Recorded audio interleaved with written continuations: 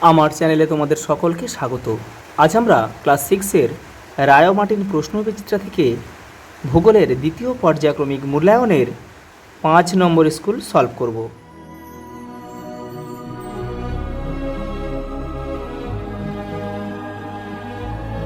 দেখো প্রথম প্রশ্ন, সূর্যের অতি বেগুনি রশ্মির ক্ষতিকর প্রভাব থেকে জীবকুলকে রক্ষাকারী ওজোন স্তর আছে কোথায়? ওজোন স্তর স্ট্র্যাটোস্ফিয়ারে। অপশান বি আমাদের সঠিক উত্তর। থার্মোস্ফিয়ারের উপরের স্তরের নাম হচ্ছে এক্সোস্ফিয়ার, যেখানে মহাকাশ স্টেশনগুলো স্থাপন করা হয়, কৃত্রিম উপগ্রহগুলো স্থাপন করা হয়। যে পদ্ধতিতে আগত সৌররশ্মি ভূপৃষ্ঠের উত্তপ্ত করে তা হচ্ছে বিকিরণ পদ্ধতিতে। বায়ুর চাপ মাপা হয় যে যন্ত্রের সাহায্যে, সেটা হচ্ছে ব্যারোমিটার, বায়ুর চাপ। এগুলো একটু দেখে নাও তোমরা। হাইগ্রোমিটার, বায়ুর আর্দ্রতা, এগুলো কিন্তু তোমাদের করতে হবে। আর্দ্রতা, থার্মোমিটারের তাপমাত্রা আর অ্যানিমোমিটারে গতিবেগ। পৃথিবীর সর্বাধিক বৃষ্টিবহুল অঞ্চল কোনটা? মৌসিনরাম, চেরাপুঞ্জিতে অবস্থিত, মেঘালয় রাজ্যে। বৃষ্টির ছায়া অঞ্চলের উদাহরণ হচ্ছে পশ্চিমঘাট পর্বতের পূর্ব ঢাল। কোথায় রয়েছে? পশ্চিমঘাট পর্বতের পূর্ব ঢাল, অপশান বি। পরেরটা দেখো, পৃথিবীর মরু অঞ্চলে মাটির অন্যতম প্রধান বৈশিষ্ট্য কী? দেখো, মাটির জল ধারণ ক্ষমতা বেশি, এটা কিন্তু হবে না। মাটিতে লোহার পরিমাণ সেটাও হবে না। মাটির জল ধারণ ক্ষমতা কম, এখানে মাটিতে জল ধারণ করে রাখতে পারে না, যেহেতু বালির ভাগটা বেশি থাকে। খাদার হলো হচ্ছে নবীন পলিমাটি, আর প্রাচীন পলি হচ্ছে কিন্তু দেখো, প্রাচীন পলিমাটি হচ্ছে সেটা হচ্ছে ভাঙ্গার নামে পরিচিত। এই প্রাচীন পলি হচ্ছে ভাঙ্গার, এটা আমি লিখে দিচ্ছি। এটা কিন্তু আসে পরীক্ষায় খুব, এই দুটো খাদার আর ভাঙ্গার। দেখো, ছুঁচালো পাতা, নরম কাণ্ডের মোচাকৃতি গাছ দেখা যায় দেখো পার্বত্য অরণ্যে, পার্বত্য নাতিশীতোষ্ণ অরণ্যে। পরেরটা দেখো, ক্রান্তীয় পর্ণমোচী উদ্ভিদের একটি উদাহরণ হলো, ক্রান্তীয় পর্ণমোচী হচ্ছে পলাশ, আর গরান কিন্তু এটা ম্যানগ্রোভ অরণ্য সুন্দরবনে দেখতে পাওয়া যায়। ক্যাকটাস হচ্ছে এটা হচ্ছে গুল্ম জাতীয়, কাঁটা জাতীয়, ঝোপঝাড় জাতীয় উদ্ভিদ, আর ফার হচ্ছে কিন্তু এটা হচ্ছে সরলবর্গীয় উদ্ভিদ। পরের প্রশ্ন দেখো, বন্যপ্রাণী সংরক্ষণ আইন চালু হয় 1972 সালে। কাজিরাঙা জাতীয় উদ্যান কী জন্য বিখ্যাত? একশৃঙ্গ গন্ডারের জন্য বিখ্যাত। কোথায় অবস্থিত? আসাম।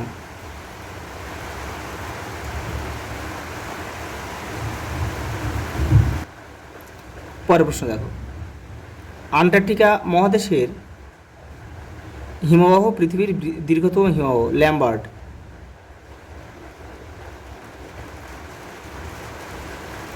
পরেরটা দেখো, কোন বায়ুর প্রভাবে অক্টোবর নভেম্বর মাসে করমণ্ডল উপকূলে প্রচুর বৃষ্টিপাত হয়? এটা হচ্ছে উত্তর পূর্ব হবে, উত্তর পূর্ব। পরের প্রশ্ন দেখো, কুইনাইন তৈরি হয়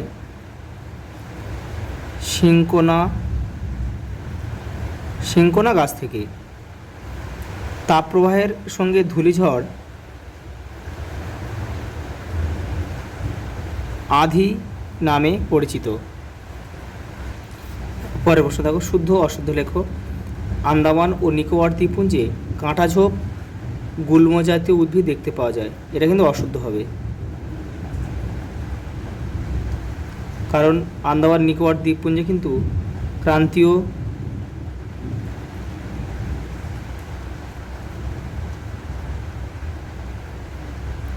চিরসবুজ অরণ্য দেখতে পাওয়া যায়। রোয়াল্ড আমুন্ডসেন ইংল্যান্ডের অভিযাত্রী ছিলেন, এটাও কিন্তু অশুদ্ধ হবে।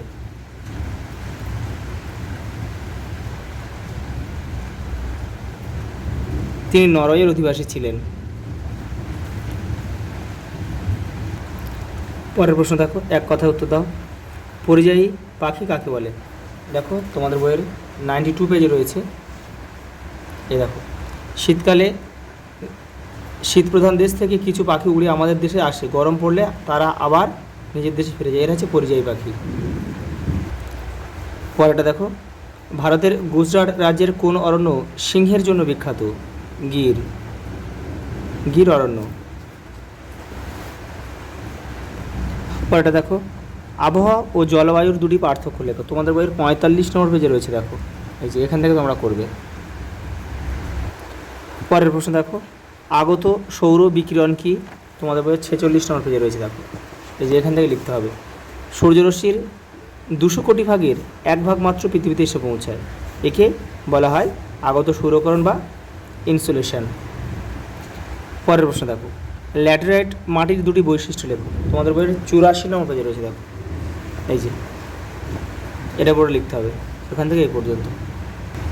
পরের প্রশ্ন দেখো, মাটি ক্ষয় কাকে বলে? দেখো তোমাদের বইয়ের 86 নম্বর পেজে রয়েছে, এখান থেকে এটা লিখবে। পরের প্রশ্ন দেখো, অ্যালবেডো কাকে বলে? দেখো তোমাদের বইয়ের 46 নম্বর পেজে রয়েছে অ্যালবেডো। এই দেখো, আগত সৌর বিকিরণের 100% ধরলে এখান থেকে এই পর্যন্ত লিখবে। পরেরটা দেখো, মাটি সংরক্ষণের 4টি উপায় লেখো। দেখো এই যে এখান থেকে লিখবে। তোমাদের বই 86 নম্বর পেজে রয়েছে, দেখো এগুলো অনেকগুলো রয়েছে, এখান থেকে 4টি লিখে নেবে। পরের প্রশ্ন দেখো, বিশ্ব উষ্ণায়নের কারণে পৃথিবীর শীতলতম মহাদেশ কীভাবে ক্ষতিগ্রস্ত হচ্ছে? এই দেখো তোমাদের বই 42 নম্বর পেজে রয়েছে, এখান থেকে এই পর্যন্ত লিখবে। পরের প্রশ্ন দেখো, আন্টার্কটিকাকে বিজ্ঞানের মহাদেশ বলে কেন? দেখো 42 নম্বর পেজে রয়েছে, দেখো এই যে আন্টার্কটিকা বিজ্ঞানের মহাদেশ, এই যে এই পর্যন্ত কিন্তু লিখতে হবে তোমাদের। পরের প্রশ্ন দেখো, ভারতের শীতকাল কেন শুষ্ক প্রকৃতির হয়? 81 নম্বর পেজে দেখো এই যে এখান থেকে তোমরা এখান থেকে এই পর্যন্ত লিখলে কিন্তু তোমাদের হয়ে যাবে। পরেরটা দেখো, আন্টার্কটিকার জলবায়ুর 3টি বৈশিষ্ট্য লেখো। দেখো 40 নম্বর পেজে রয়েছে, দেখো এই যে এখান থেকে লিখলে তোমাদের হয়ে যাবে, এই যে এখান থেকে লিখে নেবে। পরেরটা দেখো, মৌসুমি বায়ুর 3টি বৈশিষ্ট্য লেখো। তোমাদের বইয়ের 81 নম্বর পেজে রয়েছে উত্তরটা, এই দেখো এখান থেকে তোমরা 4টে করে নেবে। পরেরটা দেখো, ভারতের জনজীবনে মৌসুমি বায়ুর প্রভাব লেখো। দেখো 82 নম্বর পেজে রয়েছে, এই যে ভারতে মৌসুমি বায়ুর প্রভাব, এটা লিখতে হবে এখান থেকে এই পর্যন্ত লিখতে হবে।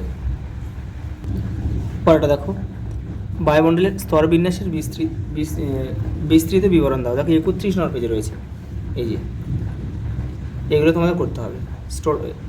ট্রোপোস্ফিয়ার, স্ট্র্যাটোস্ফিয়ার, মেসোস্ফিয়ার, থার্মোস্ফিয়ার, এরপরে রয়েছে এক্সোস্ফিয়ার। পরেরটা দেখো, মানুষ কিভাবে পৃথিবীর পরিবেশ বিনষ্ট করছে? পরেরটা দেখো, মানুষ কিভাবে পৃথিবীর পরিবেশ বিনষ্ট করছে। দেখো এইটা লেখা যেতে পারে,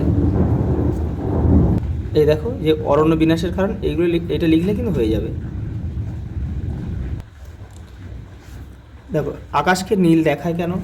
এই যে তোমাদের বইয়ে দেখো 30 নম্বর পেজে রয়েছে, এখান থেকে করবে এই পর্যন্ত।